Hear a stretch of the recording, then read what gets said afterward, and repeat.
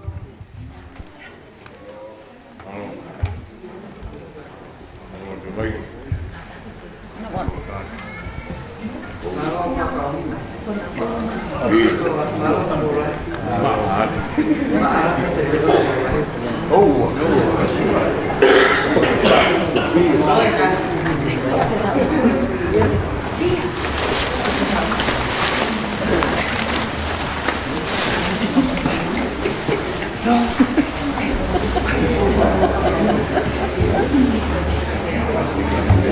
ไปฟุกให้เหรอลูก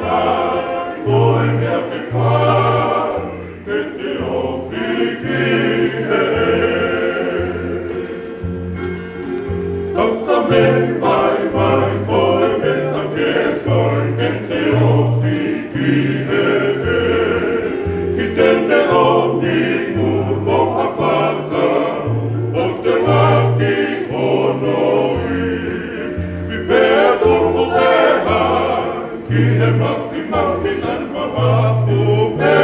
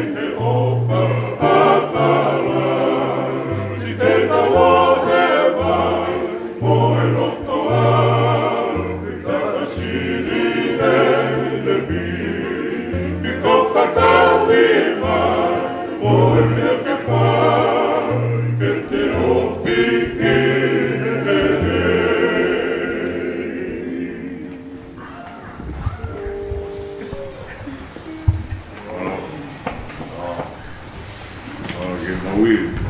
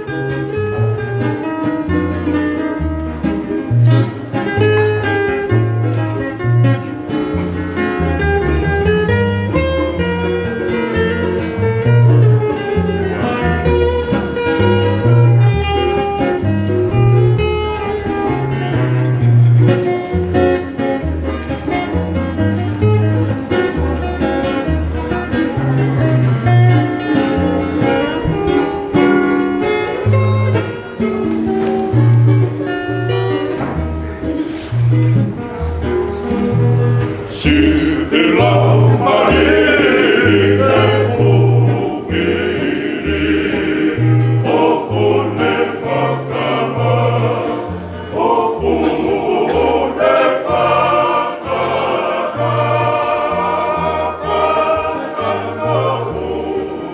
Wika ebegi, Wika kuita, Wika kuite,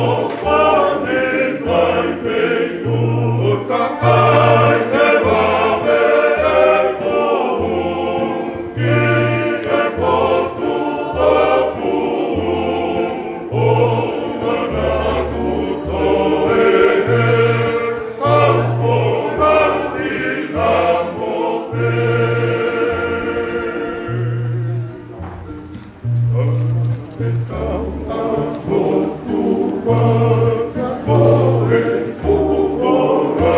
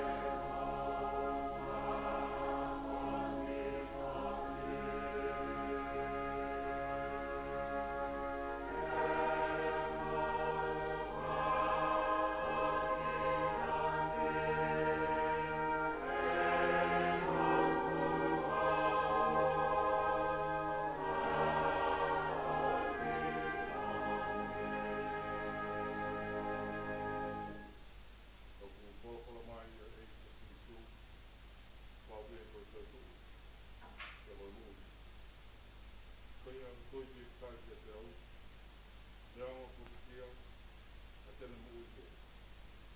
E kalawa aira mo ui. O kui te kai te au. E kai au tito te mate. Te tala. Ko mo oi a koi.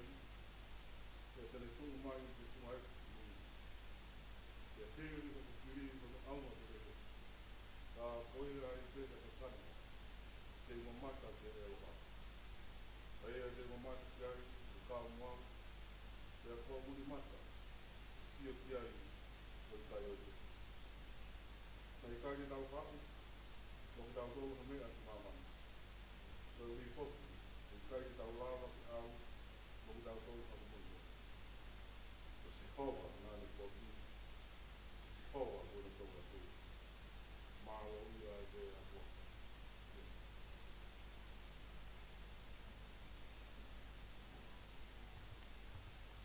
Kakua kona hiri. Kau ki vai kua mālo vai. Kau ka kani ka muturi. Kau ka hiri. Wha mea te me.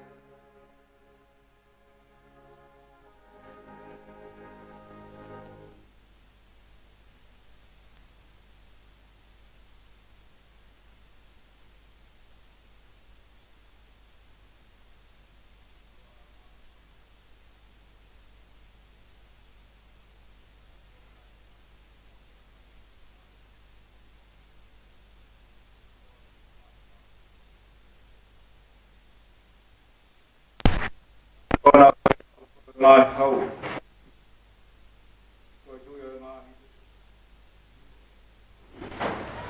Ia o koe hos te ero plangina. Kau mao ni o ni e ufai e nau kiwa. Nau whalang lang ki a Fiona. Ai mao ni on. Ai mao ni on. Ai mao ni na sio sa paut. Lang lang i e whonoa maman.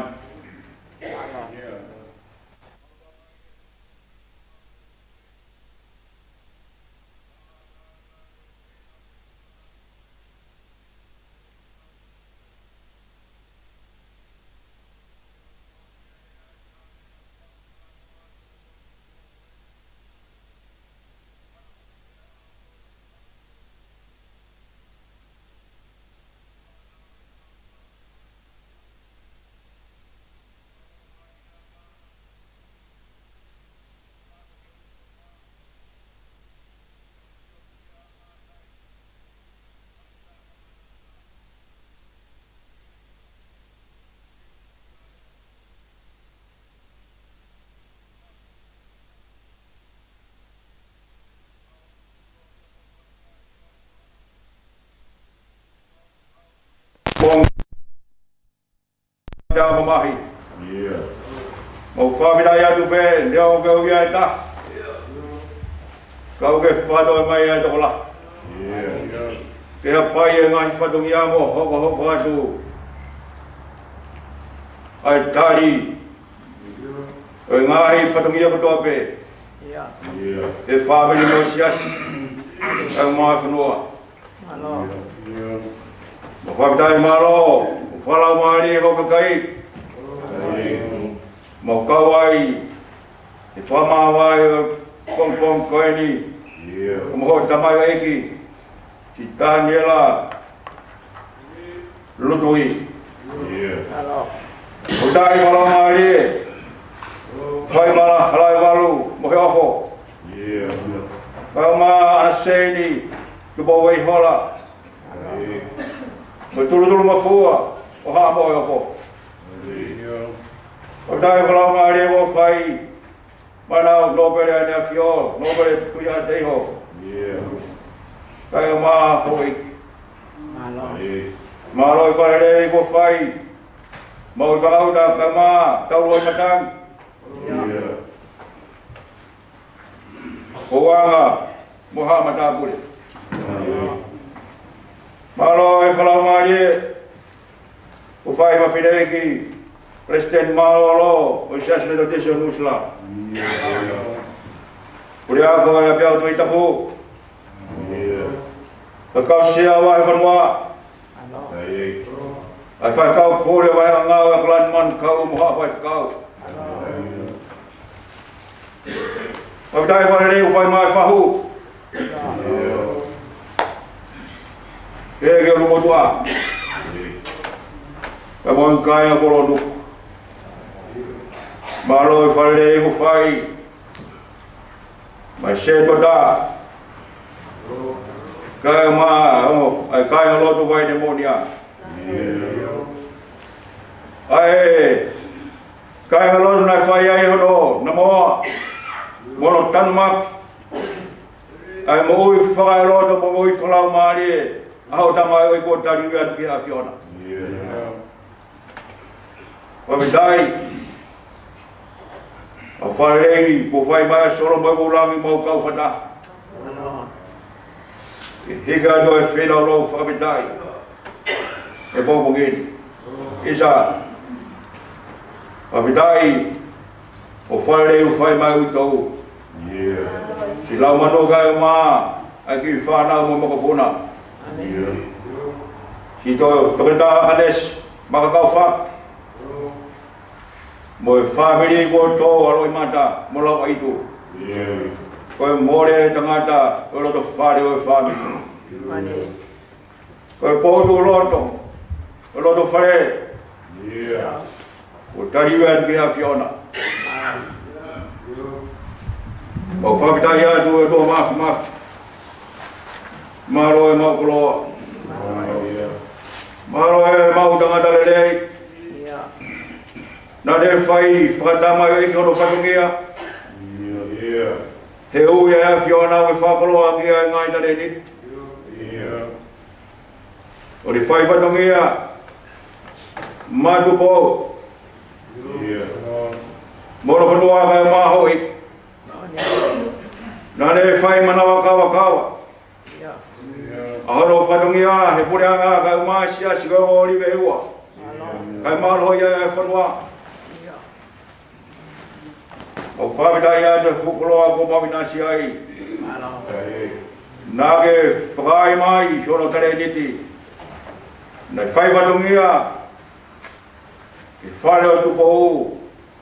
Ke whai pehe. O au ke lau ware o whanua. Mōni pēr kāra o noki api. Hala i sia mokolonga.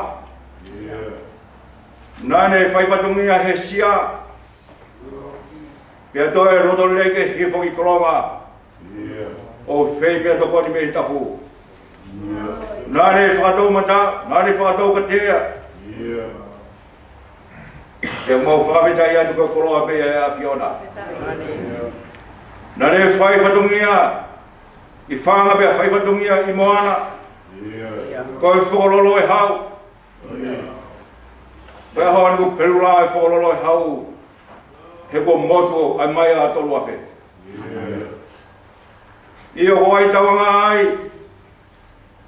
Ai whanga iesi, koe whanga wharik pako. Pe tautou noa esi ako wei o ngō. Koe we whine, nā tāpai whara ke te ia. Nā isi lai pia whama. Toki vete pehe mate, koe aho ni a.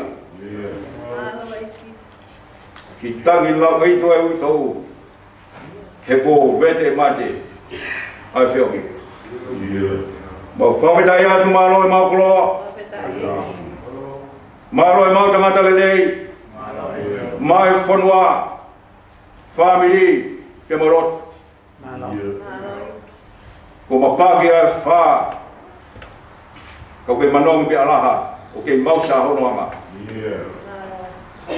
Ka te hui ka ni mau tolo ka hoko atu ko hai ne tongi atu ma whago mapaki. He koe whare nei. Ia ko lutu i pare nei. Nei whalutu ai ne pā. Pena keina. He koe pā keina. Mau whawidai atu mālo i mau koloa. Kau lotu atu pēr kau hi. Kau i tau kai maa. Sia ane si, mo toi mau family. Ko hui ko mo lahi ko ni. No mai Fiona mama he dai ko mai ko tobe. E lo ya lo mata. Fa no ai lo to ko vai tua. E fa mau na tu e Fiona si su ko ke folo mai. Ko be ko to tu ko mo ui. I lo mai o tu i bi tai ki de ko ne ko pe kia. Ka tene mo ipe. Whakolo ai a whanau mau whai tai mi. Au mau tua meni e. Ka here ai mau wini. Au mau toi tu whana. Ia mo klaisi koe polo e whahinga koko. Moni lea apostolo e mai te ko whahau i kuna. E mai te ko whahau hona. Ko whongi a mai te hoko i kuna. Ia sisu klaisi koe ki tautu. Mau loa tua tua kau mai. Mo ki mau tolo hea koe ni. O horo i ho mau loi mata. Tā buki na mai ho kau nanga. Viringi ai moonga. Mihe niuwa kai ke whai ho mau whakoloa. Ke mana mai ho lau maari e. O whamana ma ho kau nanga.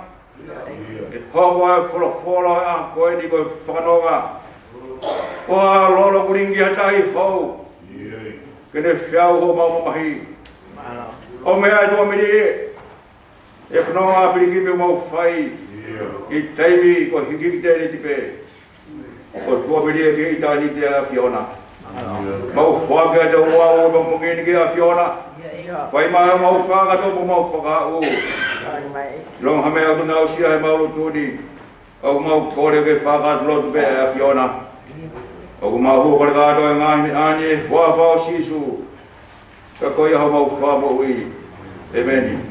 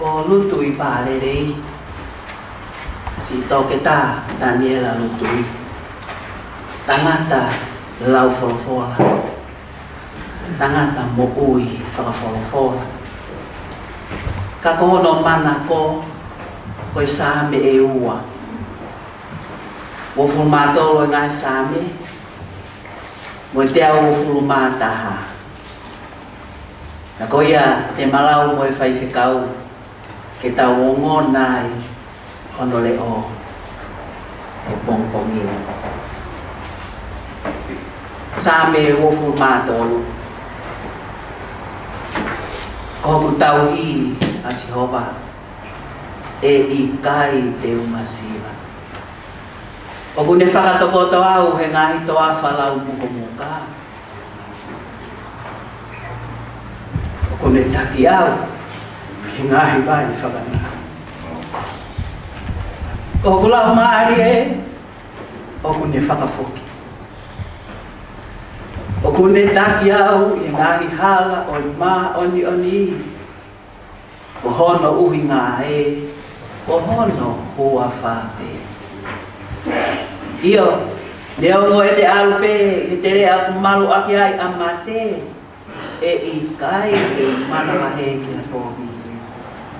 He kokoe o kunga whio I. Ko si o toko toko mo akau, o kuna whakawhie maari e ki au. O ku ke teu mai o ku ao ha te pile. Ka pohoku ngahi whiri o ku sio me e. O ke pani lolo hoku ulu. O ku whonu ma hua hua a e kuru. Tā e tau piri mai a rere mo e alo o whā. I hoku ngahi a ho kotoa. E koe ku nofo I e whare o siho wā. E whaile o lau I kūma. Hallelujah.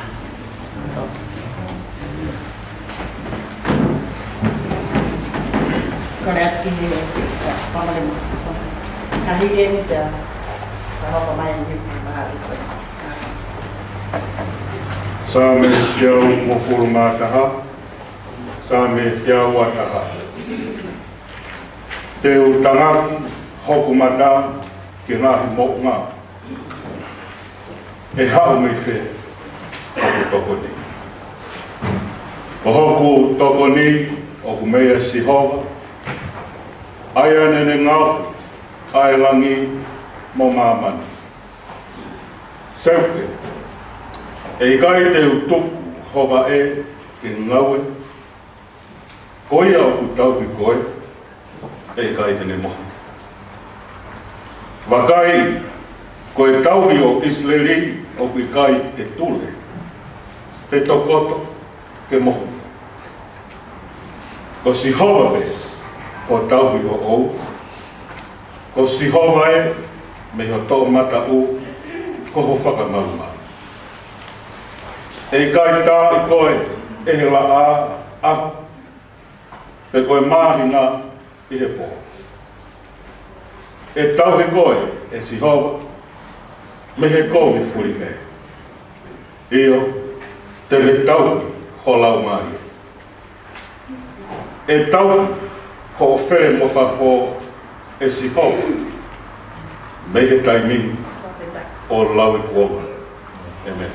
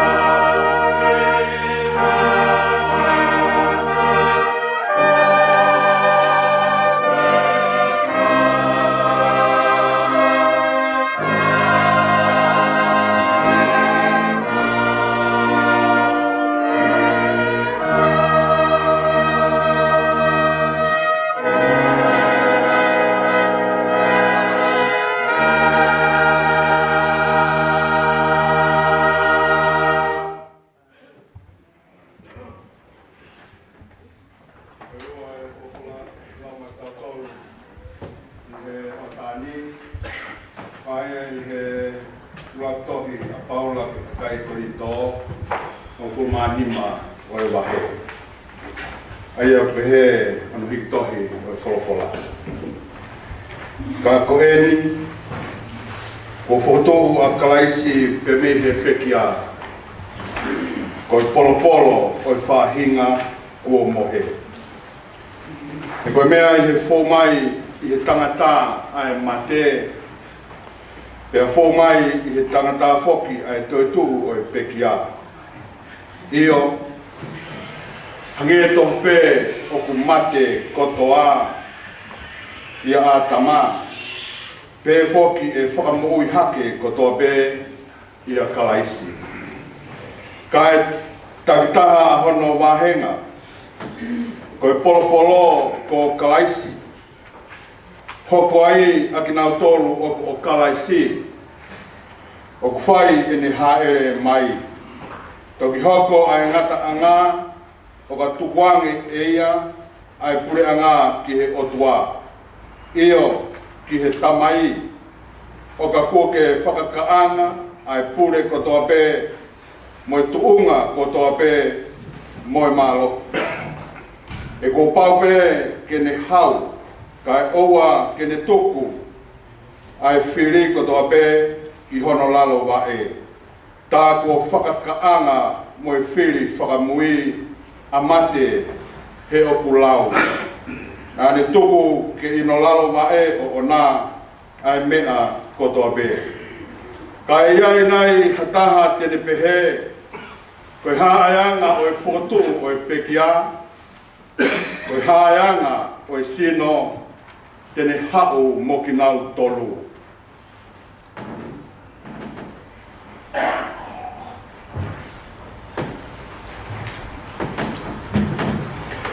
Ai siana kai loto. Nā moe mea o kuke tō e koe o kui kai whakamui hake ia. O ka pau o kui kai mate. Te ko mea o kuke tō, talai hai o kuke tō ai sinoi mea tene hoko ki ai. Ko momo i tenga pe, hau i tenai peha kau kehe. Ka aku atu ki ai e o tuaha sino o whatatau ki he ne tūtō ni. Pea ke whahinga tenga takitaha hono sino o ona. He talai hai o ku wanga taha e kakano kutoa pe.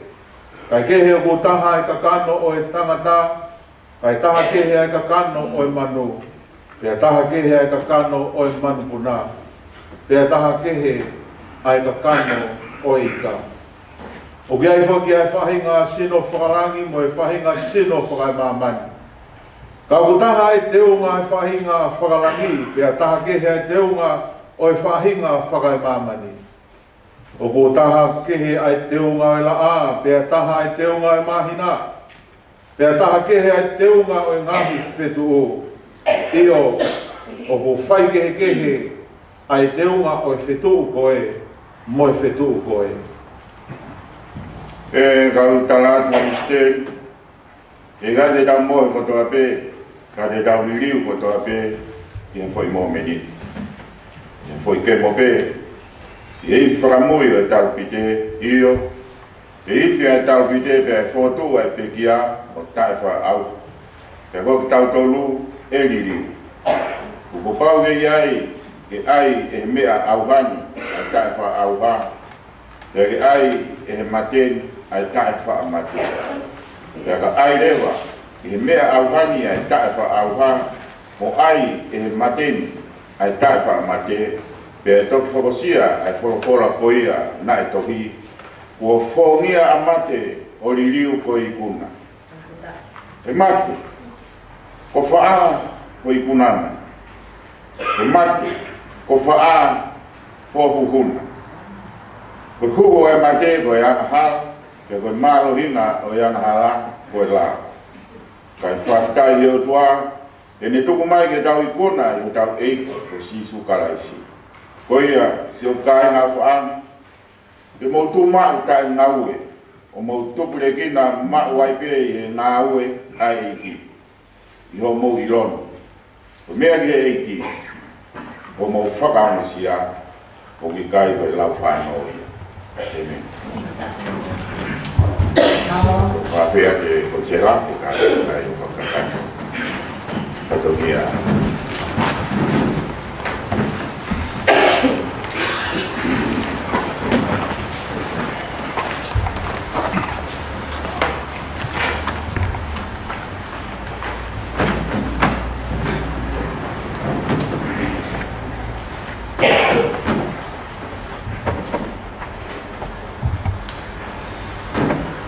Tapu ki e otoa mafi o kune a fia o tau roto. Tapu pe mo e whare tapun. Tapu pe mo ala maru o mo e ofu, le motu. Tapu pe mo ana sini te pove ola a fustu. Tapu foke he nau pere o iki. Tapu mo mahu e whaut, mo hanga tapu. Tapu mo e whaiwhikau mo hata glot. Tapu mo whahu. Tapu mo e humotoa. Tapu ki ke witou, pe mo e whanau. Tapu ki he tu whiwhine, tapu ta anesi makawhak. Tapu mo ki mo tono kato mo me mai a hoi. Tapu ki heni te kia o uhinga o tawi heni he ahoni. Kore ki ufanga he tala whakapapa kutoa ko a whaka e tā mō ka whakamari ki whakahokata e whanamia o kōna o ki whakahoko. Me he ofisia e pare mia no ka lofa tonga tapu tonga e ahatoro a kosi wano wa taha. I a laumanu ka atoa lutui mo e whanau api ko tala ofa. No ua Parkinson Avenue, Mount Roscoe, Auckland, New Zealand.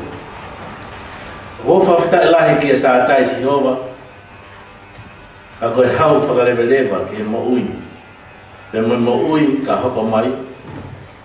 Ko ui koe a niu a ni pule, pe mo ui maa ni oni o une whai, maa ni tamai o eik, ka koe se wāniti na tōnunga he pureanga o tonga, ko si toke tā tanela lutui. O maa whoki mo e whakapapa lahi, pe mo e loto maa lalo mo oni. Ki whaka watu, i he tohina e pōpua ki ofa pe mo mo i whiekau ngā mamahi mo oni. Pea me he pureanga na whio ko uhi, o kuongo ai mo le lahi kua hoko. Pea honga au pito ai fua whatongia, ma te aki li oa na fuasia e si i toke tā tanela lutui. Mō nei a rea o taka, o mapaki ai wha, ka ke alaha manongi aono tuanga. O pehe tafu pea e manatu ofa, pea me manatu merea e pureanga, ki he ngāu e maonga, mai whakahoko e si i toke tā tanela lutui mai pureanga tonga. Pea mo e kakai oi whanua. Nā ka mata whakahapu whatungia e aha fitu o sune e tahiwa fitu taha, i hi lakanga koe ofisa mo ui, medical officer, i hi whare mahaki vai ola mo i potungawa mo ui. I he kamata pea i tō whohe he whatungia, mai mahino mai a ene mamahi a hano whatungia. Pea mo ene mahoinga ia, he mo ui a kakai oi whanua. Iyo, nane whakaut matu, whakaut mau, tapa kotoa, pia kanoni aki a ni tamo fua, na ni tariano, moloto veke, ki whakahoko whatongia e ngai wake ke a po ngā ue, o kaya, o kawai, o matapu, e ua, ka pai, o wako pe mo niua. I hene pēna na hoko ai, koe toko taha whalaraan, pia ni lawenga monu ai, e ngahi hiki lakana e ngā anga o anga peheni. I hawha o me tai whitua, ngā hiki ai o whakahapa whatongia e whare mahaki ngū i wawa. I hao whitu o sa anuari tai wa whitwha, ngā ni koe whoku mai ai o hoko atu e ne whakahapa whatongia e whare mahaki pai ola. I hawalo me tai whitwalu, ngā ni koe hiki ai o whakahapa whatongia e whare mahaki ngū i wawa. I a tātolo ti sema tairo whitu hiwa, na talia e whakataka pnitia na fio, ke ne maua e hiki whalele wahenga pe ko incremental credit, i hene lapa i lelei a hono postgraduate diploma in public health. Ia hata walo a kosi tai walo noan e hiki ai o whakahok whatongia e whalemahaki ni ue ki i eua. Ia haona novema tai walo noan e tali ai e whakataka mnitia na fio ke ne hiki hake promote i lakanga ko medical officer special grade i wao public health. Hata atolo si ulai tai walo taha na hoko ai ke pule leo leo officer in charge i he waani. E hahiwa a kosi tai walo tolu na nehigai o hoko ate ne whakahok whatongia i whalemahaki i rika monu ni o tapu. A wanima a kosi tai walo whaene ni toi whakumaiai ki whalemahaki waiola. I hato noa a kosi tai walo walu na ni toi hiki ai ki whalemahaki i rika monu i ni o tapu o ngau e whakataimika i ai. I aurako si ula i tai wahiwa wha na toi talia e whakataka mnitia na fio ke ne hiki haki, promote ki laka ko officer mo ui maalunga ko senior medical officer. I hata anima o a kosi tai wahiwa walu na filia ia ko toketa ki ni mumu i whalao ke haere na fio ki hapai mo wao o makatona e ne whalala anga o ngai tau kei nane mau. Mona e lea ko e pare o ngau le lei ko te watu mo ngau e o te lahi mo watu mawatukutuki ata. I hene pe a tahanima ti sema tahiwa i lewa na tale a ia e whakataka pneta ana fio ke ne hiki haki ki lakanga ko officer mo ui pule chief medical officer i waa public health IP.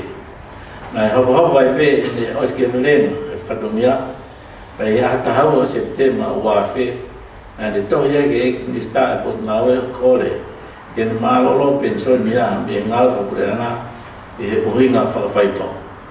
I aho oa September ua whi na tali ai e whakataka mneta na fio ane pok malolo e ngawe o kamata lau ni ata hawa September ua whi.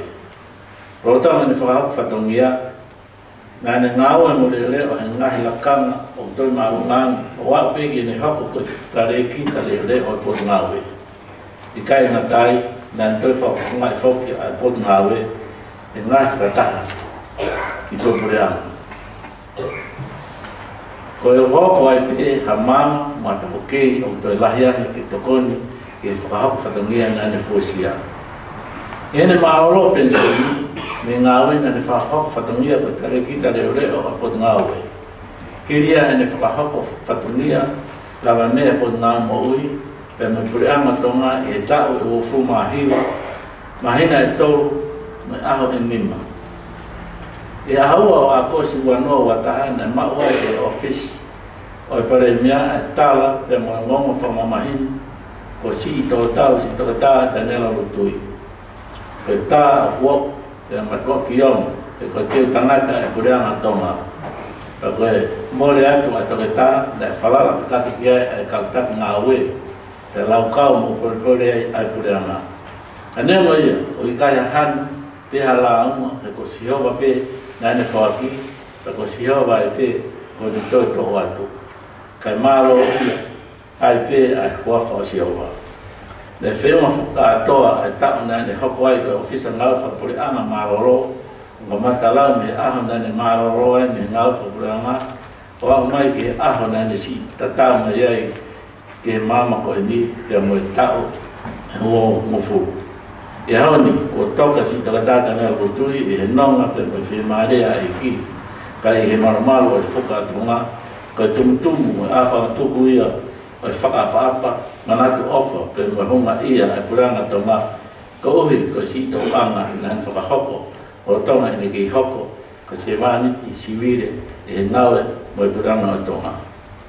Kone tau e tau e rei, pe kone lawai a e whakaputue, pe kone hui mahafo tuku e tau, ka ne hiki e whawhiao ki hau. Ko lo tonga e tai whangataani, whakatawangi ki he nonga e toa, ai o mamama e te tā e atamai ki toa pe. Ke nofo ia ka mō roto mō whakaukau. Ke hako mai a ene whakwhi marie o ange ha lolo ko ringi ki tahi ho. Ke whakatau maringi atu ene keresi. ke family o si toka tata ne lo tui o lau konga te tangata ia o ki sātai pia sātai te eki ke riwai e lota whakapapu mo on o moni ingoa ki ai Honorable Reverend Dr. Kohiwa Tueletoa Palemia o tonga aina o kore hene ke tu mai ki whakamare ko mau ki whaia te alewa haki ngat melesi ke tangata puni ki whakamare koe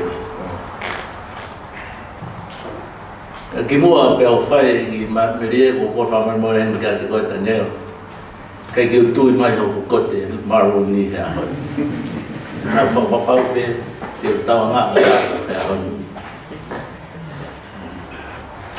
ka tangata na kai ki matou wako whakataka na hua Daniela he tahewa ni mamalu i high school o to hua te tahewa no noa kana koe tō taha wa tō taha na e ofalahi ai tō taha hui na e hoko e koe ko house captain na te hoko pia koe matapure he whare ko te rea he koe tonga high school nai ki whaia na usa i ai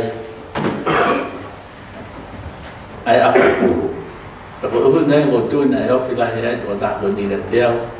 Te ka tama tare ni ti ia Daniela makehi me ne poto whangata mai.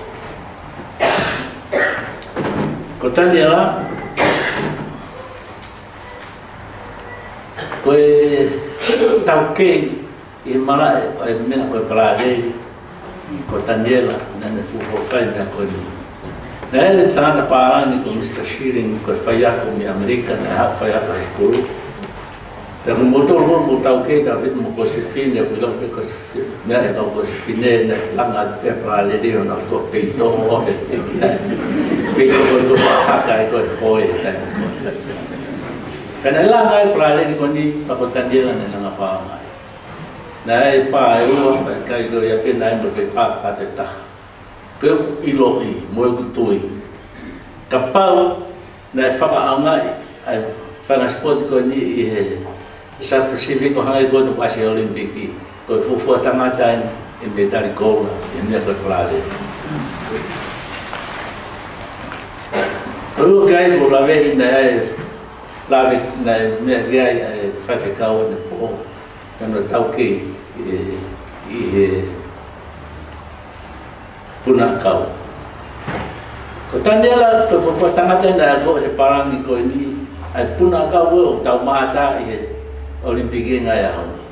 Na puna Daniela ake ai pam fute e valmo koma o ova e fute homo fulu. Kaya maheli e tau puna kau i tong koe fua pe a kau whakatatau e pā. Kana ke ha Daniela makatuunga i hona ko e parang koe ni e ni fefeta tamoia i hona mima. Malo feuma. Ne lau pe o kaka pe e pamu o ova e pā. Koe makehia Daniela. Whio ma Daniela wa tama ofa e te au e lo tonga ako. Tere mai ki a talanga whai whatongia na o te whio hia ma Daniela e taua. Ki anu whatongia koe rutu i pāle e. Koe mea katoa pena e whakahoko i a tala ngai whatongia lahi o whakahoko. Ko rutu i pāle e ngan whakahoko. Koe tainga tau pe o harea a talanga e na awhio ko rutu i pālere ina ne whai whatongia. Koe whimao pe alo i pālere. Whamonore he tō i whamare ana waka pe ki whakahau. Tenera, o maa o whalai ata ko.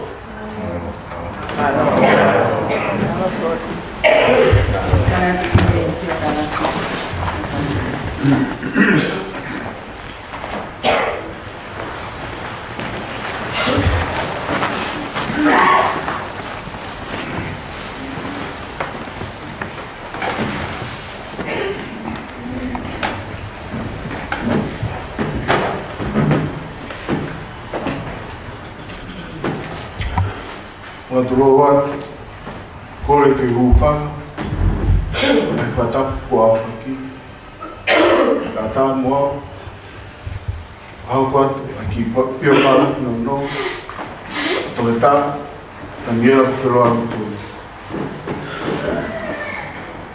Ko toleta Daniela Kufelo Alutu na whanofo ai lutu I pāhere. Ko kakala tō bine. Dine awhifio I whanela. Tai whaere, he ahata hadiwa o November, ai wa whanima, I apinofo angu whiwhikau I bea, o sias kusinera tawataina o tonga. Ai ana roro tonga ngā awe whawhikau ai ni kui, whawhikau Kalistiani whanua, mo Emeline Palu whanua. Na pekia Daniela Kufelo Alutui, he whalaiti, ko heno tau noa a Suiwai, wanoa noa taha, I Auckland City Hospital, ko ne pekia ko ni I heno tau whitulima. I lolo tongani, o kuni mauhoa ki a laumanu ka atoa Alutui, mo ki whanau I tokotolo, mo makapuna e ua. Welahi taha, ko Ronald tau singa Alutui, o lolo tonga mauhoa pia ki a toketa ina maha takles Alutui. Whika awa, ko Elvet Daniel Fua, na mauhoa ki a mere ana paia, o giai hona ki uhiki, ko Amenda Whio Whaaki Fua. Ko e tolu, ko Daniela Kufelo Alutui, o brotonga mauhoa ia ki a Siria, Whiloa ki Lutui, te au giai hona ki uhiki, ko Jessica Jacinta Wahenga Lutui. Ko e umātua alutu ki pāre nei, ko ne tangata e iki, ko sione tau singa Lutui. E ko ne whine e iki, ko Katarina, Walamoto whanua Lutui. Ko e lahi taha e whanau, ko sione tau singa Lutui, na mauhoa ia ki a ofa ki pulotu wholau Lutui, e kona whatau pekia. Whika awa, mere se sika la pulau Lutui, taula, na mauhoa ia ki a manaki, maake a manaki taula, kona whakatau pekia. Whika tolu, ko pekia ia, toketa, Daniela Kufelo Lutui. Whika whaa, sione Filipe Lutui, kone pekia, na mauhoa ia ki a mere naiti, katia pāhoro Lutui. E sisi taha, ko toketa a kanesi Lutui makakaofaki, mauhoa ia ki a kerepi makakaofaki. Kore whakamore atu, ka whaatama I mua, ke whoki, ko toi whai ha whakamaapu opu mai e tuku anga. E ko mau tuku anga, ko taha ia e ngai, whungani matai koroa I ki whaamilini. Ko sione tau singa Lutui, tamai ia a lutu I pāre rei, ko e whohalahi ia o se misi mai le Lutui o tonga le reka hapai. Pea mo sela hawea Lutui, na toko whaa e whanau, o lahi taha a sione tau singa Lutui, whika awa a te vita mai le Lutui, whika tolu a toketa o peti Lutui. E ko sisi taha, ko ala I sia, ala I kolonga Lutui. Ko se nisi mai le Lutui, tamai a sione tau singa Lutui, ko e whahalahia o sio saia fusi Lutui, e mo mere se sika tupo ma'u Lutui, na e lahi taha a se nisi mai le Lutui. E whika aua, a lapu lou Lutui, whika tolu a manu Lutui, whika whaa, ko soana, whinau Lutui, na mauhoa ia ki a pore tu hoku ki e kolo kakala. Kona mokopuna a tu hoku I lani o ku whaho. E ko sisi taha leo ku pāholo Lutui. Ko sione tau singa Lutui, e mo semis mai le Lutui, e na whakatou plāne, he menu, loa ua he kakala ni tō mi wharela, a lutu I pāle. Ko kakalani, ko tuku whahoro mai, ko rau tō tangata e whamini ko e ni. Ko sela hawe alu tui, ko whae a sione tāpsunga alu tui. Ko e fua tapu ia, e whamini o e ki motu, me utui, wawao. Whai whekau, sione hawe aia ko lahi taha e waia e whanau ko e ni. Sela havea lutui, whaiwhikau Paula havea, Charles Manoa havea, Devita havea, Silivia, Supiesi havea halavea, Siosi ana umatea havea whanua, Peko sisi taha, ko whaiwhikau, tokita sione manaki havea. Ko Katarina Walamutu, whanua lutui, whae, alutui pārelei, ko whikau ai e whanau, a whaiwhikau, Kristiani whanua, pai mo emeline, paru whanua. Nā lai taha i e whanau ko ni, a whaiwhikau, Samuela, Manitisa whanua, whikaua a Katarina Walamutu whanua lutui, a sisi taha lewa, a toke taha, se misi whanua. Ko e miline paru whanua, whae a Katarina Walamutu whanua lutui, ko e fuatapu ia, e whamini o Ambelias paru, e vai ko whatoto, i takalau, ne toko lahi hino whangatua ngā ane, me whangafoto te hina o Emeline. Aia, ko e whikaua, whai whikau o tima paru, whika tolu, te vita paru, wha, fifita paru, kanima, ofa paru, sione paru, e musimaima paru. Ko whai whekau o Kristiani whanua, tamai a Katarina Walamutu whanua lutui, ko e mogopuna ia o waha, me he loro pāongo. Ko tangata eiki whai whekau ko e ni, na whakakoroa akia e o tua, ai tui na malohi whau, o ni malawai, o ni hunuki, o ni toko ki kere, ki whakangatai ai afi, ni o fo o, o tonga ni ngā ue whakawhai whikau ai. Tuku mua ki whakahoko atu, ki historia e a, peki au.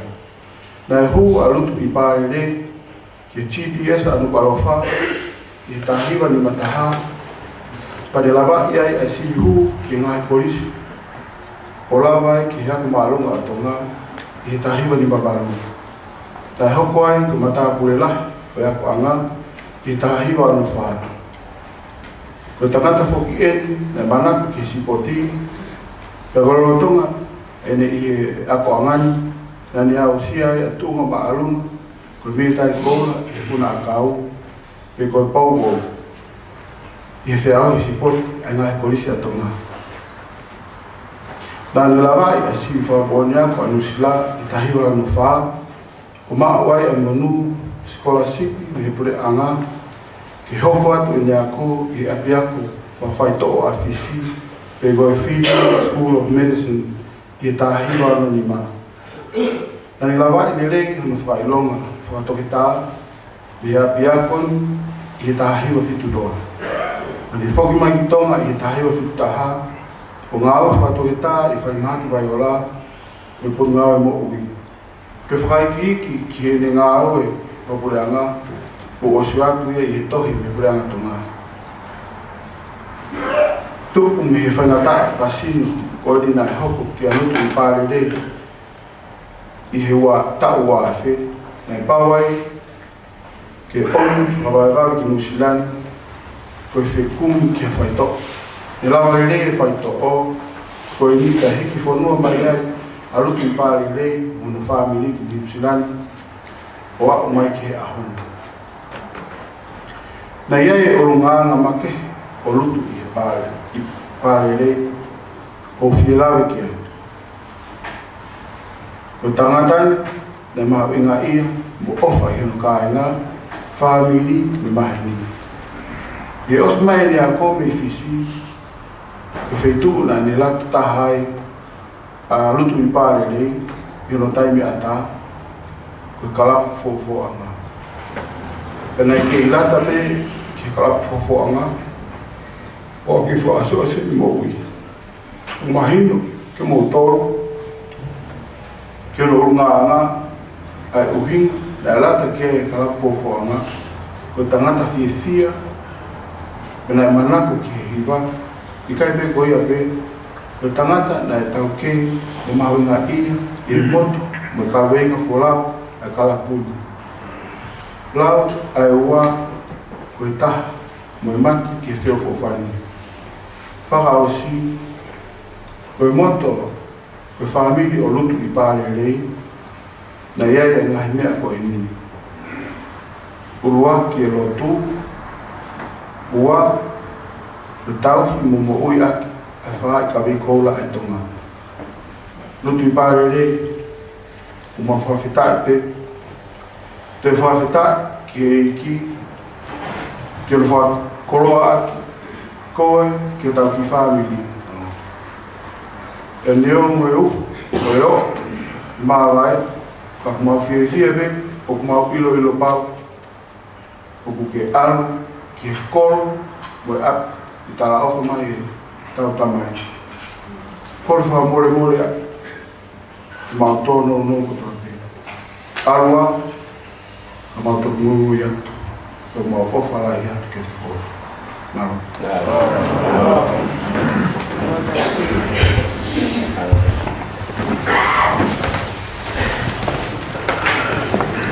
malo ate pio kala fili au kanomo ni aka tonga ate ko ni family ua fola hin te tau to I vai ke taha hin manako e pekia to ke taha tani la lutui I lo ko lutui pare rei ni mangiau uong full mahiba ini ni mawahiba mo kata kemel tapu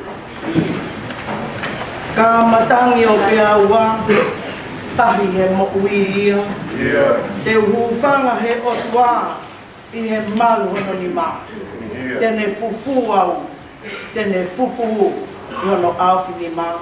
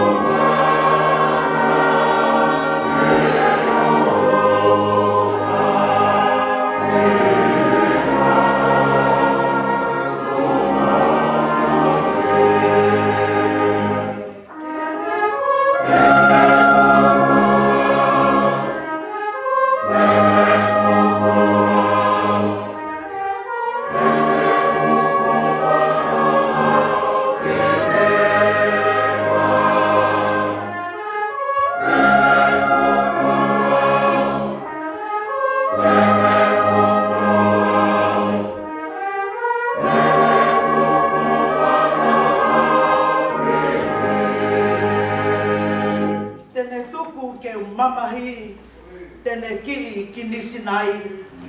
Koe ofa kua lahi, ofa whakaeta mai. Tene fufu au, tene fufu ono au finima.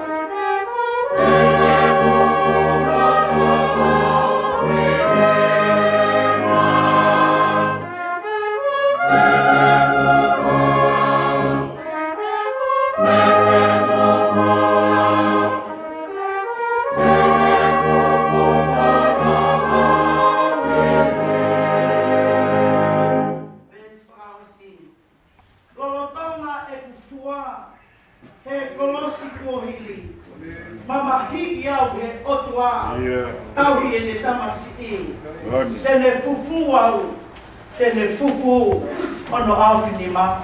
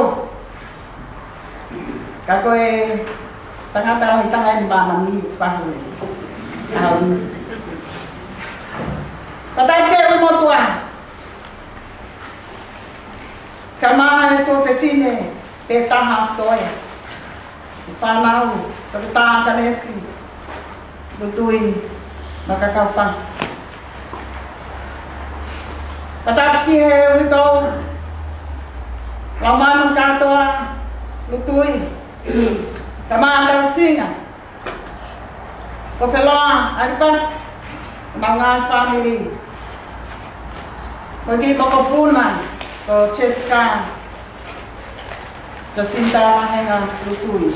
Koe Jacinta fo koe. Pai ngoa lutui ko hia ku fia lahi au pita ia he ngawe lahi. E whai e pare lia Nusilang. Ie full time. Toa mahaki frau mai mamani. A koe ngawe lele au pita. Le whai e pare lia Manusio. Hinga ia ki hingoa ko ia. Koe Jacinta. Patake o family. Patake o sekota. Kama siasa vaine mo ia.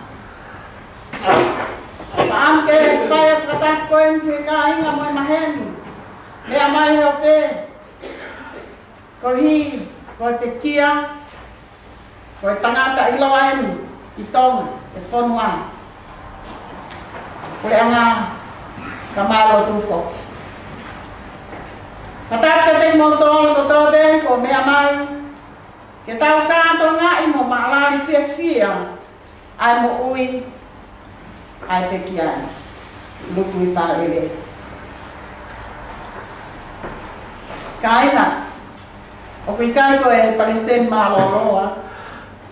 E ko e tali kita misona. Ko e fai kau te auia. Ai pekia. A lukui parele. Loka pe Palestine malolo ke fai mamala. Ko kamala. Kanamari. To our non-Tongan families and friends, I warmly welcome you all to this special service to celebrate the life of Daniela Kofiloa Lutui, who had a title of a chief o matapule tauwhanua Lutu i Bālilei. I would say a mariner, Taiwan, who was fully accustomed to the sea and was a fisherman. Today,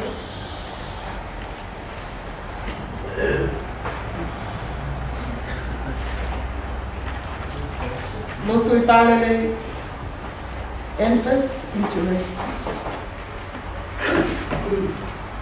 and to be with his Savior, the King of Kings and Lord of Lords.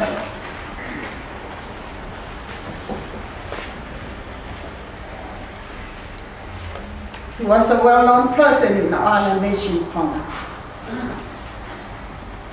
As we heard, biography and the concert from Tonga. At church, he was a lay preacher, a humble, quiet, and godly man. I'm sure he will be missed by everyone that knows him. I hope you'll find some peace today. Patap ke Palestine fo anga kalap kami ko yung tau fanong kiai. May latak kiai. Tapi kiai. Owana ko yahoni ko ay mga api ko fangasiale. Ap kalau kuah fangai hesi. Fanga balik pa ko. Ko fanga ko pangki. Tapo tau noa tolwaf. Iya to malelek. Andai ko fatoto. Kamama ka ko seleunga. Lolopao. Kamama tui. Gotong honau of anga. Ai hau kau kawang. Umole. Ni tau lo na.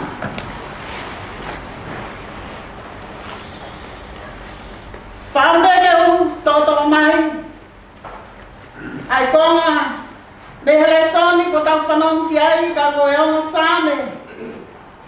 Manako e pekia. Me same wa tolu. Konga ki mui o despa. Ko sia toko mo akau.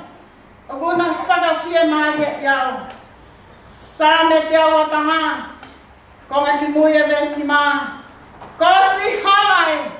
Me he tau mata au. Ko mo whakamau. Your rod and your staff, they comfort me. The Lord is your shade at your right hand. Ki ka renga, ko e pā lelei taha. Ko e pā lelei taha. Tonga High School, this is not the drinking bar. Ko e pā lelei taha. I mean the best fish hook and the best shield. Ave whakaukawa, mo mawhana he historia hangai ko tau whanong ki ai. Ai talano e whakalolo e hau. Ko kau tautai ai tui. Taku ia e kau tautai lolot. Ko kau tautai mama.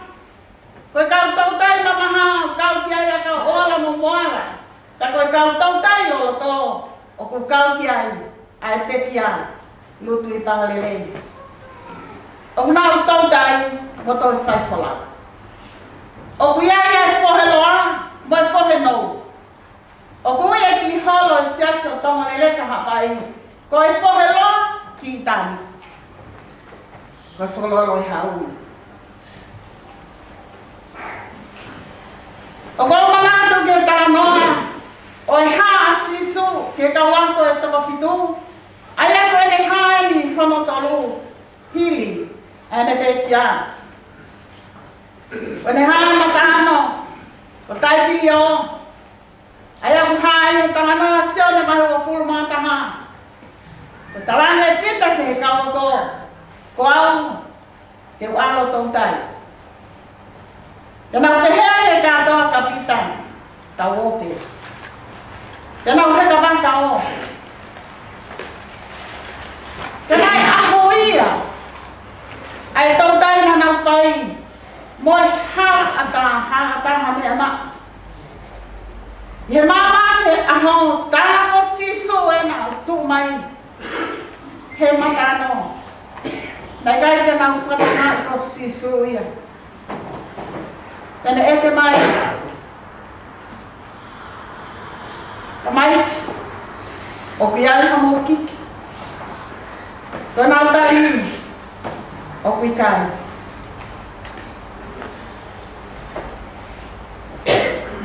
Halata. Folfola na sisu. Bawa awal ku berma. Keto matao e baka. Kama umay. Kete mo wala. Nanaw ang awal ay ku benga. Kohola nanaw fiu ano toho may ku benga. Ihela o ika na mao. Nayola tota. Ko uhi ko sisu. Na tautai. Ko sisu. Ai pa. The fish hook. Ai mata. Ai kupera. Hingai mo toho ikaw lai au kita au. Dehela ma we ka tiao ni mga full mato. Ya fiu e kawako no fenga mai kiut. Na kuno fo whakau ke hingoa. O lutu i pārelei. O hange ko e pio kawafi. Pia wai ke ki kamei nga ko eni. O e pā lelei. Pia tāna ki mai e taha, ke lelei taha. He nai ako he api ako maalunga lelei taha i tonga.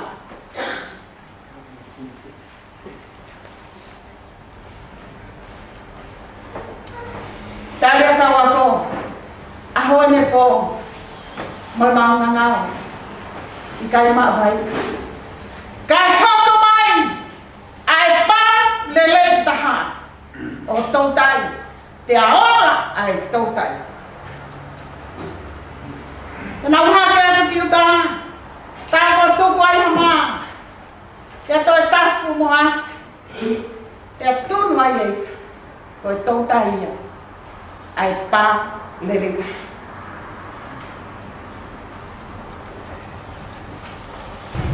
Ko pāwaki ko tokwana ki ai. Ko i mātau. The fish hook. Kainga mo mea mai ko i whakaekien ko no wha. Kau ha pai a tata. Tana ku leange siasi. I longa pe lotu lele kau ha pai. Ari. Hame na tōm na whiunga mo i tofi ambu le bami. Ka tari mai o tangata i te tai. Te whakaheke heka i he akapa. Ko nā wale au pito, ko nā whiunga mo i api o tau whenga ki ai.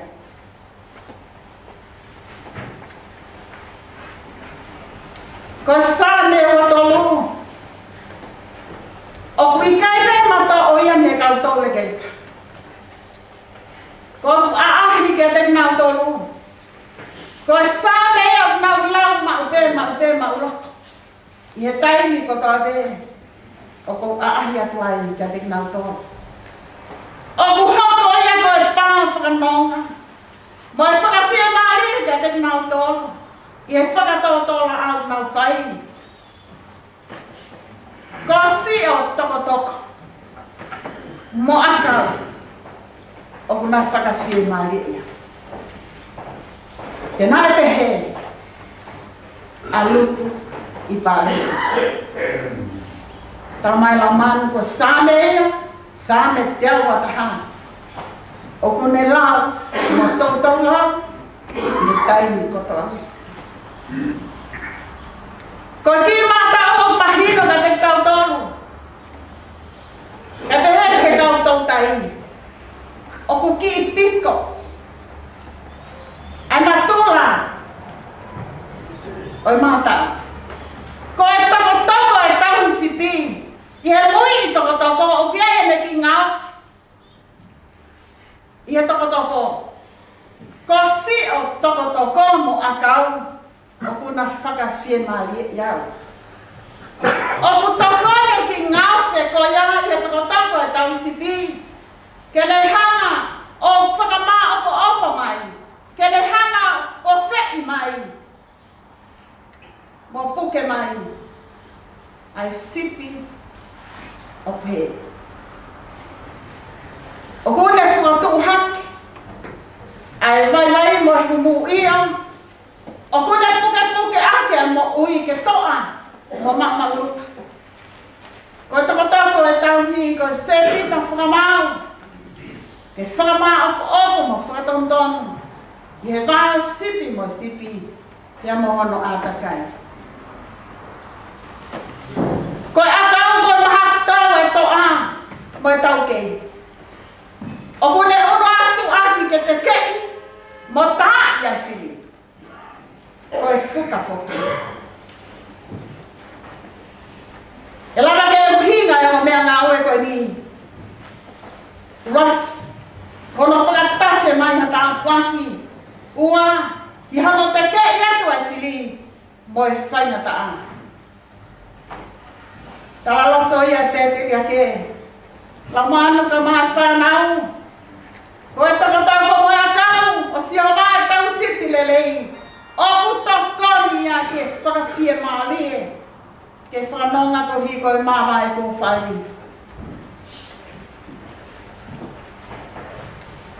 O ku mātuaki haha moro whia. Ka tauhi. Tene lama lereia e whatongia whakatau ka te ana. Ka lama koe tauhi lerei. Tene omi whia maali e mai sipi. I he ua o honga. O e whaina ta ana. Ko e pāng koe ne utokanga kei ki malanga koe ni. Ko e mata. Hange koe na utokanga kei o ngā. O ku kau alutu i pāle lei. I he kau tau tai no loko. Ka pehe e whakamata a.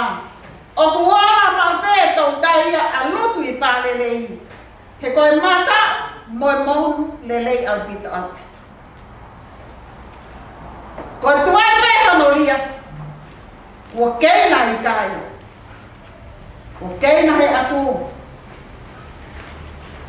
Te hola e tau tai. Pa is the fish hook for catching bonito. Ai ka koe te utau lau koe atu. Sa me te o taha, ko si hawa e, me he to matau, hoko ia ko whakamamba. Ai ko pa ia hano o to kanga ki ai. The Lord is so shield.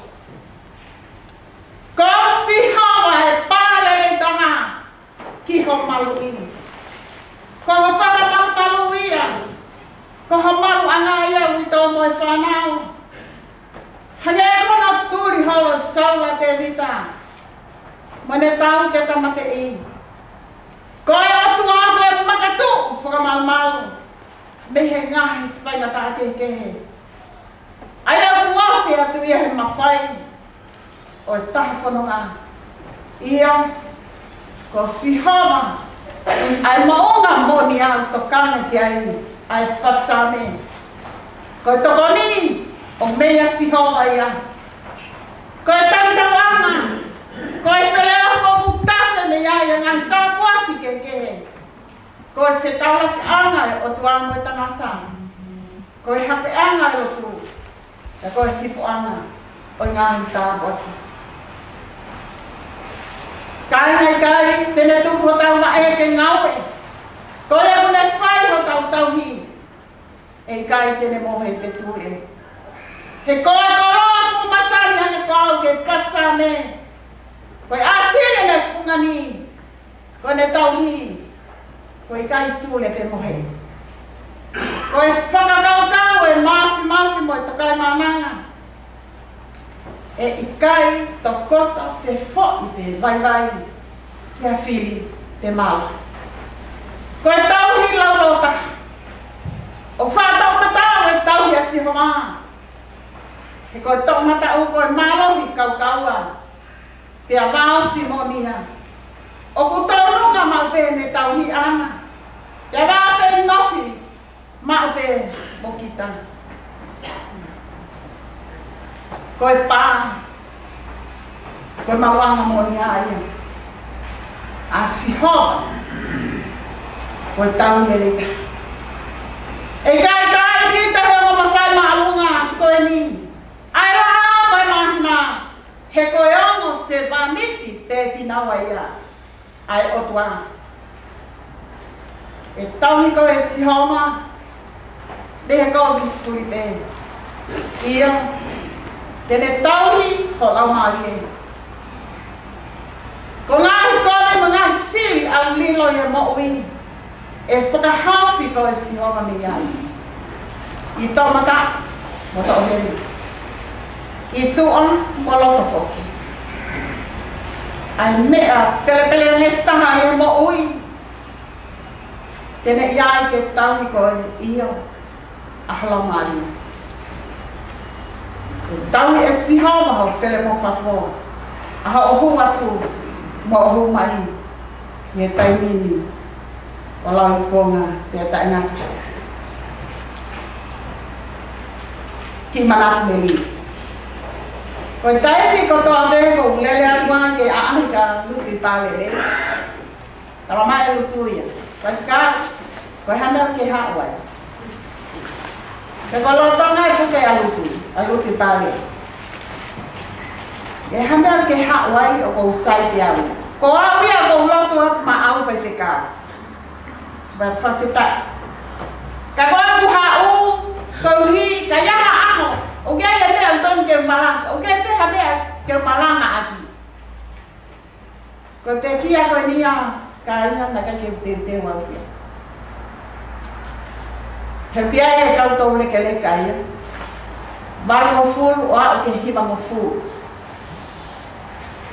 Ko to le ke le ka. Mo tu ata ha si e ta ki bang ful ma fito e ha wo wa mai. Ko ki na to le na te wa kia. Na ku talana be ka tau singa. Na ke te wa e bali. Ha alu kita. Ke na ku ala te ma lo i pe le mai alu ni la.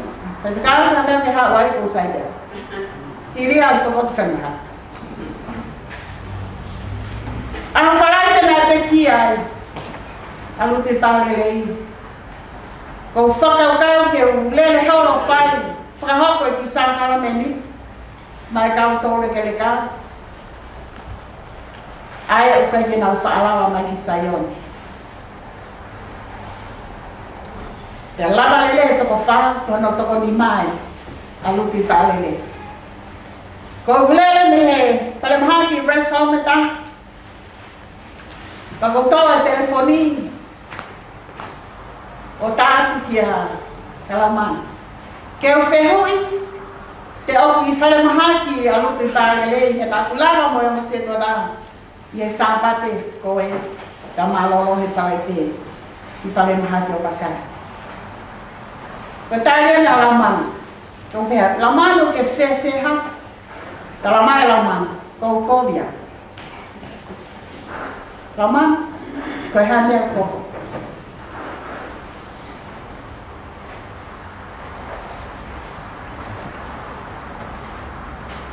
O mai lolo a lutu.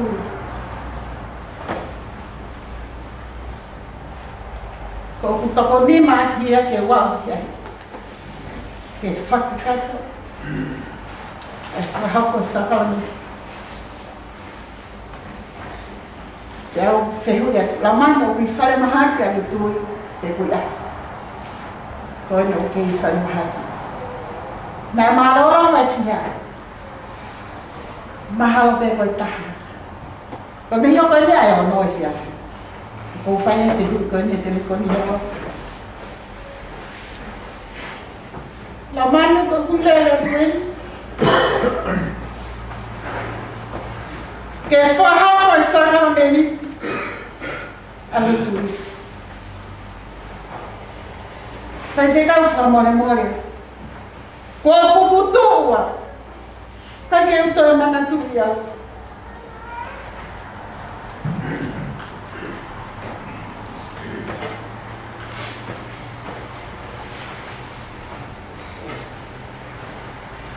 O ku whea rutu.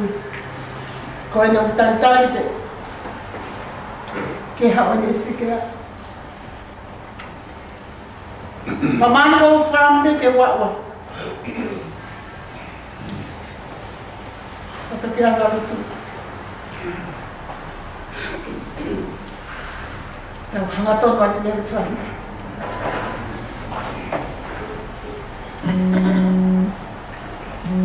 Dia family palu ia berdanto ah. Kita itu nak bilu covid.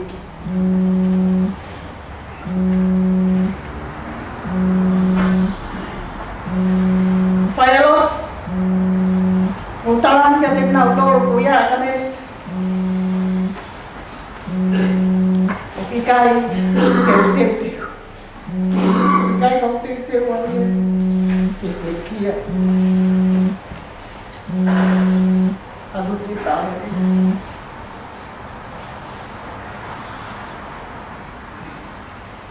Kagaya hao ng pure desisyon. Pure si hao maging mo uy.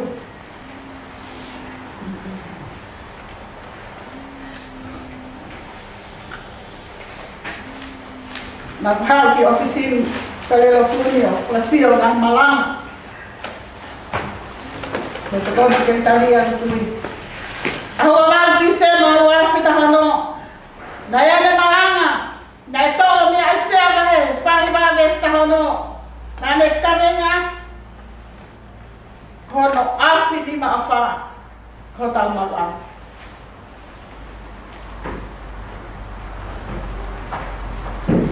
Ang taong-taong na disama, wakit ang fito. Naya na Malanga, na ito, may luke, mahewades tolwa. Kone kami nga. O Christ, kone mama ang ayay mo ulit. Ang wano sa buwan. Wano ang takiba. Naya na Malanga, na ito, may urang kalito, mahitangawades pa. Kami nga, titaw ngawe, ang aki, ang kilis. Kotufa, ihinamali. Kone Malanga fasta. Wano tahiwa.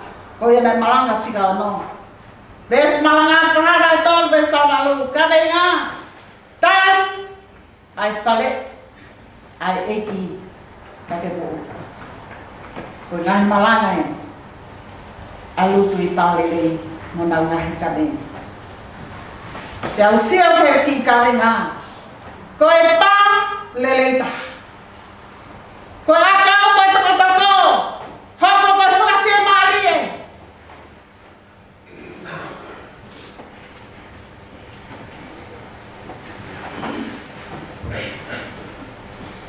Hoko ko whakawhia maari e. Laman ka ma tau singa.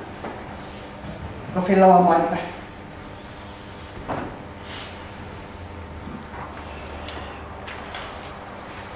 Ko tui bea whanau lele tau singa mo ko whiloa.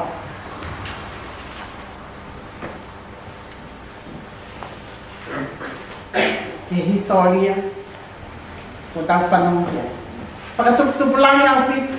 Meli e, mali e. Whanu he family ai kau whaiwhikau. O tui be, tēnā whakaukau ki ai.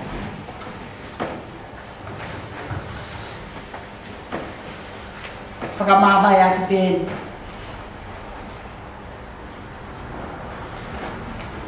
Ko ngā uraki pē ki taanga i loa tongo leleka.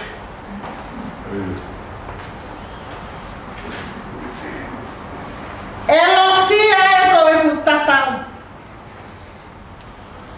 O tu hapai. No whakaua. O kumia si foi whātapu. O kumia hapu e ki whakamoi. Heka waka. Pe teo kakao. Ke pae hamu kakao. Whakatetelo si. Ke he pe ke wa. Ke wa ke pure ama. Na e whai ki ai. A e ku kaka. A song composed and danced by the Tongalele Kahapai people. The village of Lutui Palelei in Hawaii Moyo Whaleamotua. The former governor of Hawaii, Dr. David Tamuhenoa Puloka said, it was composed for Taufahau, the king of Tonga, as he left Hawaii to Tongatapu. And this is a Hawaii national anthem, one of the kingdom's main outer islands. Ko siya tamatako mga kaluman wa whanau family o kuna whakawhemari ia. Ko si hawa te hongo tawi. Ko si hawa e he tō matau. Ko whakamama. Hange ko nahi kawenga maranga. Nai whae lutu i pārere. Ko si hawa ai pā lere taha. E kua whatamai. Mai ao, mai la mari ngai. Te wholofola hini, whaosiak, ranga whamawai. O ke tāta nera rutui, e loko lutu i pārirei. O no whangeau, mātoro e wholofola hini, pā mātoro, o ke more kumiaki na vitu.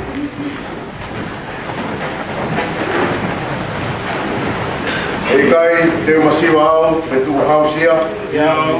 E koe e ki au niu, o hoki tau ki ia.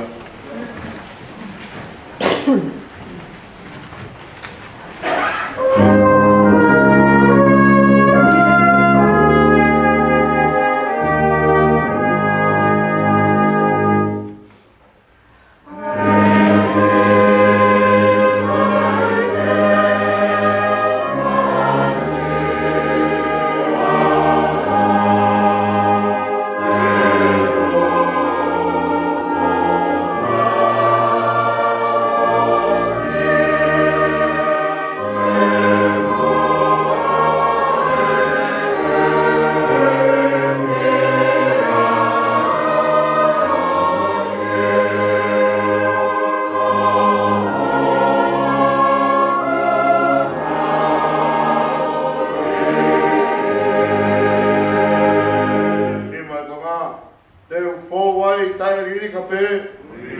E tene i au. E tāki ao, tāki tua. A ene fuka kau.